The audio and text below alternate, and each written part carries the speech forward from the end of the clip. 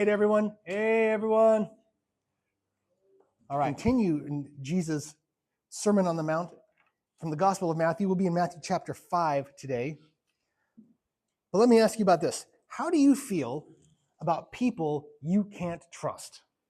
Today we are talking about integrity, about promises, about guarantees, about being a person of your word. And for our icebreaker this morning, we talked about what concept has the most weight for you. The idea of a promise, a guarantee, or somebody's just plain word. And most of you guys said promise and guarantee. Very few of you put stock into someone's plain word. So we're going to talk about that and what Jesus says about what it looks like to be a person of honor and integrity and how we back up what we say.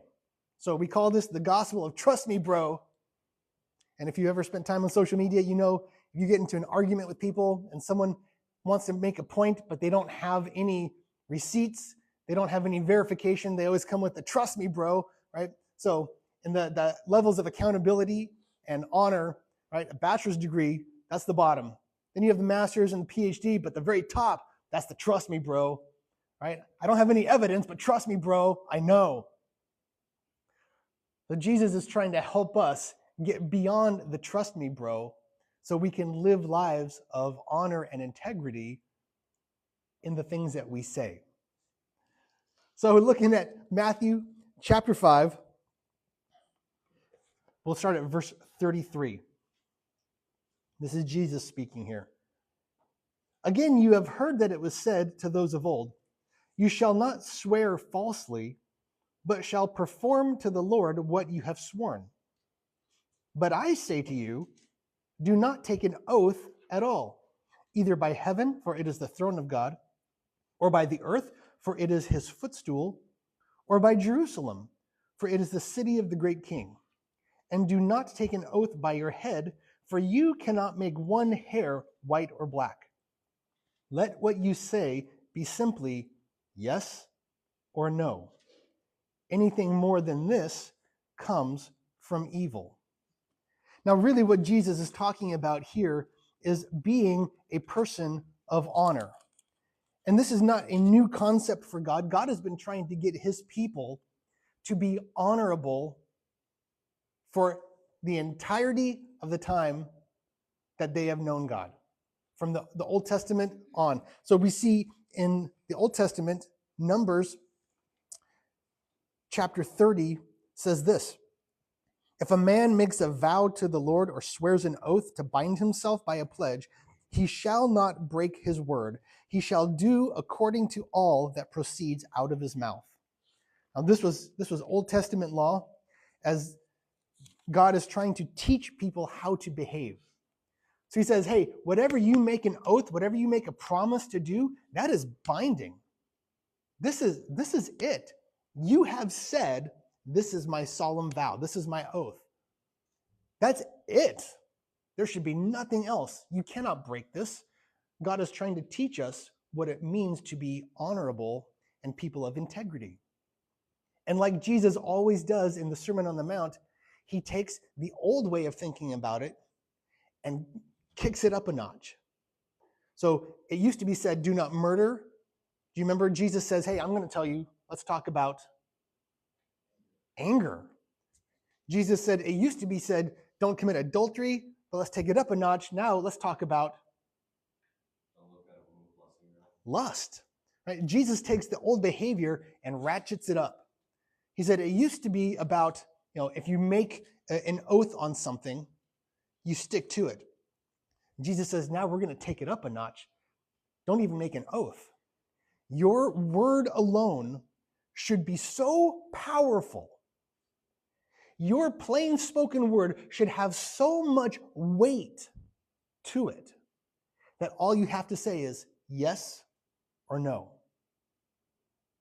Oh, you don't even have to back it up with a guarantee, because that's all a guarantee is. A guarantee says, this is what I'm telling you, and I'm going to use this guarantee to give weight to my word.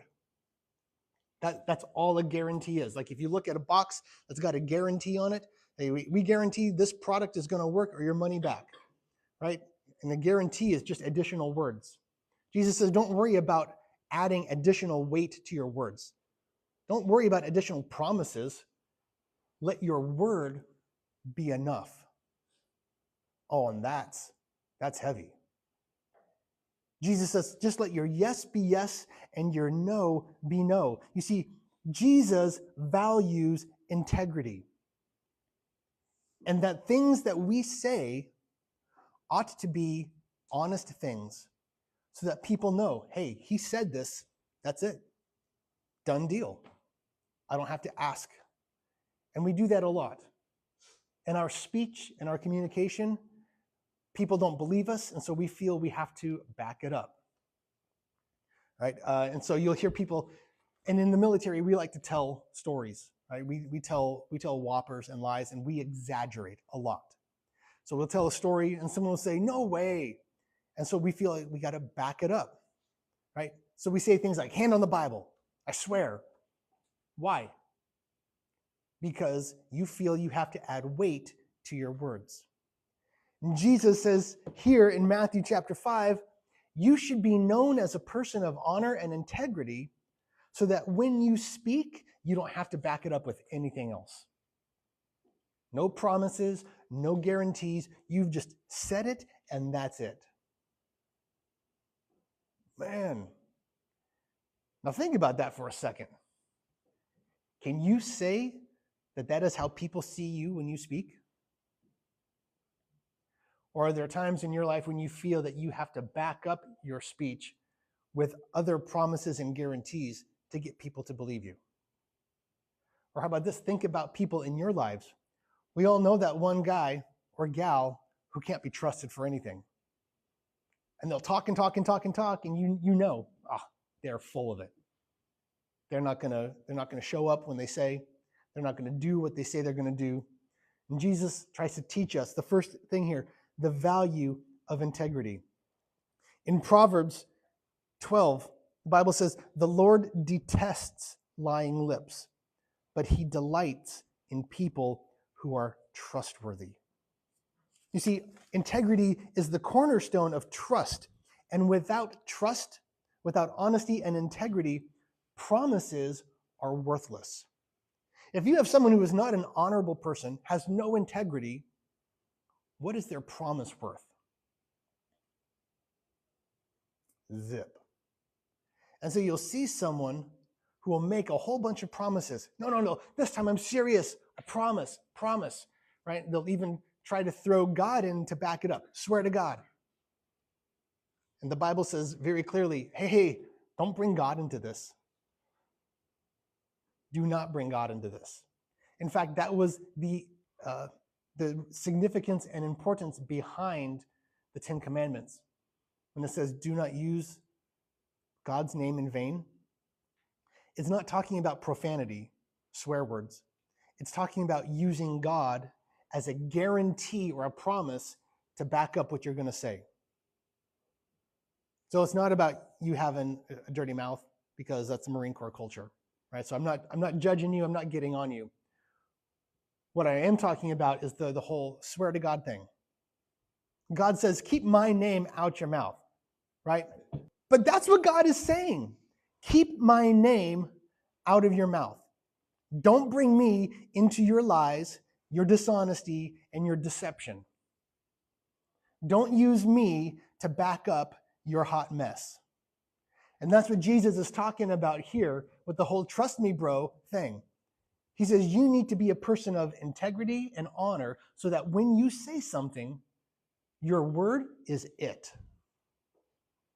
Man, can you imagine the relationships in your life if you surrounded yourself with people who had that kind of honesty and integrity? Like, my dude says this and I know that's it. I don't need to say anything. And then when he tells me a wild story, I don't have to say, no way. He said it. I believe it. Jesus says this is the kind of integrity that we are supposed to live with. So how do we do this? it starts with truthfulness in every little thing. You can't be trusted to be honest in the big things if we can't trust you to be honest in the little things. So take a look at your life and ask, am I a person of integrity? Am I living a kind of life, even in the little things, where what I say is the truth? And I don't have to back it up or guarantee it with anything. I am known as a person of truth and integrity. That's what Jesus wants from us. The second powerful thing from this short passage is that us being people of integrity reflects God's faithfulness. I want to read to you another passage from the Old Testament, from the book of Numbers, chapter 23, says this: God is not a man that he should lie, or a son of man that he should change his mind. Has he said, and will he not do it? Or has he spoken, and will he not fulfill it? This is what it's saying here in the Old Testament. God is not wishy-washy. He doesn't need to back up anything. He is the kind of character that when he says something, it's going to happen. When God says, this is what I'm going to do, he does it. There is no lie. There is no deception. So for us, taking on godly character, which should be the goal of everybody of faith, right? It's not just enough to believe the right things, but we got to put that belief into behavior. And if we're not living it out, then what's the point of saying we believe it? That's hypocrisy. And we want to eliminate hypocrisy from our lives. So we say we believe in God, and we believe this is who God is, but that means now that we've got to live that life. And us being people of integrity, letting our word speak for itself without the need for a promise or a guarantee, it reflects God's faithfulness.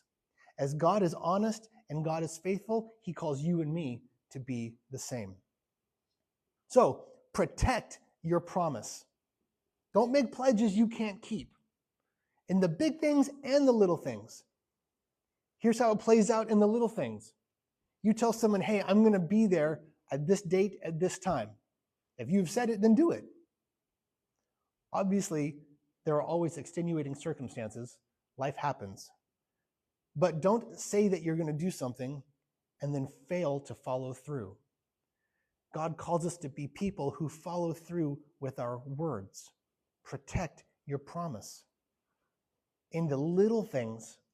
And the more people can see that we are reliable and dependable and trustworthy in the little things, then we'll see that rolling into bigger and bigger things.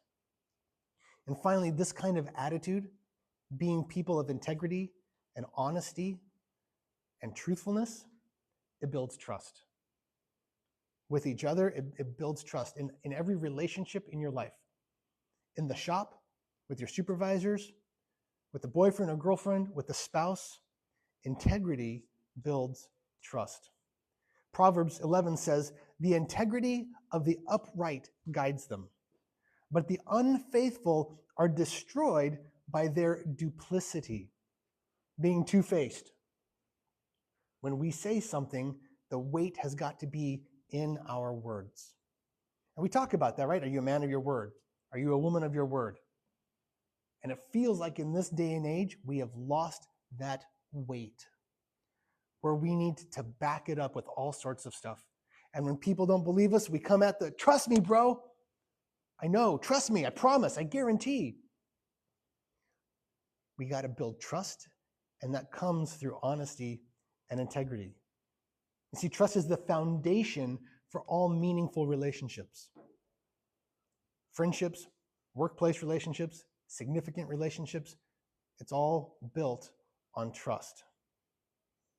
Now think about someone you know, like really, not rhetorical again, think about someone you know in your life whose word is gold.